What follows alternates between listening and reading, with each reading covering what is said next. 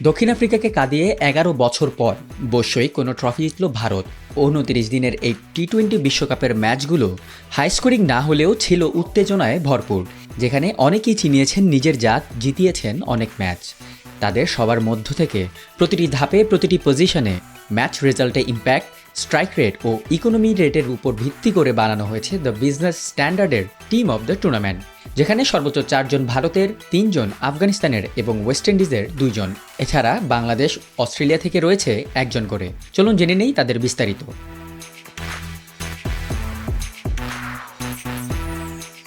Feel সল্টের অসাধারণ ফর্মের কারণে গত আইপিএলে কেকেআরের বেঞ্চেই কাটাতে হয় রহমানুল্লাহ গুরবাজকে, কিন্তু টি-20 বিশ্বকাপে ব্যক্তিগত সর্বোচ্চ 284 রান নিয়ে যেন সবাইকে নিজের জাতটা আরও একবার চেনালেন এই আফগান ওপেনার। স্লো এবং লো পিচে তার অ্যাগ্রেসিভ অ্যাপ্রোচই ছিল এই বিশ্বকাপে আফগানদের সাফল্যের অন্যতম প্রধান কারণ। এর মধ্যে অন্যতম ছিল নিউজিল্যান্ডের বিপক্ষে 80 ও অস্ট্রেলিয়ার বিপক্ষে 60 রানের ম্যাচ জয়ী ইনিংস দুটি।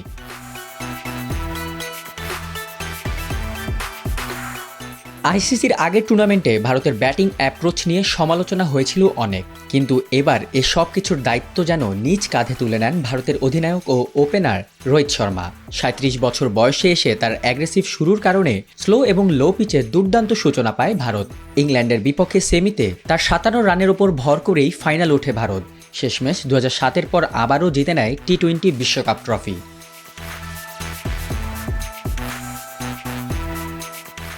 গত টি-20 বিশ্বকাপে নিকোলাস পুরানের বাজে ফর্মের কারণে আগেই বিদায় নিতে হয় ওয়েস্ট ইন্ডিজকে, কিন্তু এবার তিনি ছিলেন উইন্ডিজ দলের সেরা ক্রিকেটার। আইপিএলের ফর্ম ধরে রেখে বিশ্বকাপেও তিনি করেছেন বাজিমাত।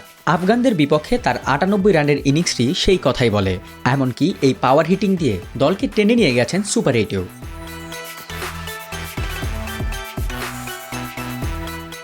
বিশ্বকাপে পিচের কারণে ভুগতে হয়েছে সবাইকে, কিন্তু তার মধ্যেও আনঅর্থোডক্স ব্যাটিং দিয়ে সবার নজর কেড়ে নিয়েছেন সূর্যা কুমার যাদব।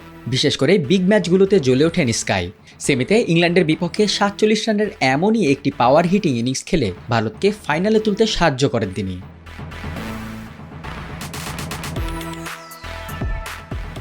এই বিশ্বকাপে ব্যাট হাতে বিগ হিটিং এবং বল হাতে স্লোয়ার কাটার দিয়ে নিজেকে অন্যতম দামি খেলোয়াড় হিসেবে আরও একবার প্রমাণ করেন মার্কাস স্টয়নিস। স্কটল্যান্ডের বিপক্ষে তার 59 রান ও ওমানের বিপক্ষে 67 রানের কল্যাণে অস্ট্রেলিয়া খুব ট্রিকি সিচুয়েশন থেকে বেঁচে যায়।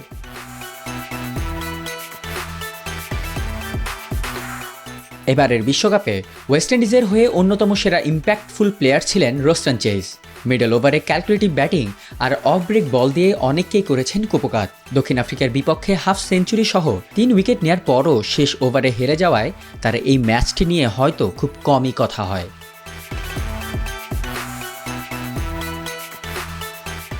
আইপিএলে এবার নানান সমালোচনার শিকার হয়েছিলেন হার্দিক পান্ডে, কিন্তু বিশ্বকাপে নিজের চোখ ধাঁধানো পারফরমেন্স দিয়ে সবার মুখ বন্ধ করে দেন তিনি।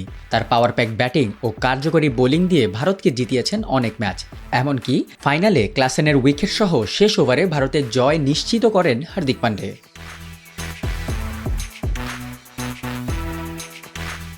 ইনজুরি থেকে ফিরে আইপিএলে নিজের সেরাটা দিতে পারেননি রশিদ খান, কিন্তু বিশ্বকাপের নেতৃত্ব ও খেলা দিয়ে আফগানিস্তানকে ঐতিহাসিক সেমিফাইনালে তুলেছেন তিনি। বাংলাদেশের বিপক্ষে তার 19 রানের কেমিও ইনিংস ও 3 উইকেটের কারণেই এই ইতিহাস রচনা করতে পেরেছে আফগানিস্তান।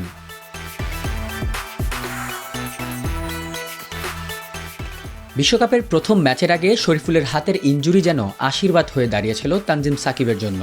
সুযোগ পেয়েই একের পর এক জাদু দেখিয়ে গেছেন তিনি। বাংলাদেশ ক্রিকেট ভক্তদের কাছে তার অ্যাগ্রেশন, কুইকার এবং দক্ষিণ আফ্রিকা, নেপাল ও ভারতের বিপক্ষে তার স্পেলটি মনে থাকবে দীর্ঘদিন।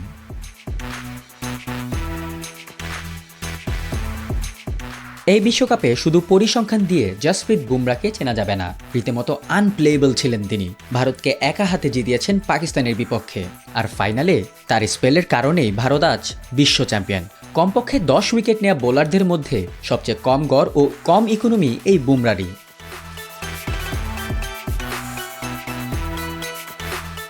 এবারের আসরে এক ম্যাচে 5 উইকেট নেওয়া একমাত্র বোলার হলেন ফজল হক ফারুকী, এমনকি টুর্নামেন্টের সর্বোচ্চ উইকেট শিকারীও তিনি। তার বলের সুইং, লাইন লেন্থ সব মিলিয়ে তাকে করেছে এবারের আসরের সেরা নতুন বলের বোলার। আফগানদের সেমি খেলায় তার অবদান ছিল একদম চোখে পড়ার মতো।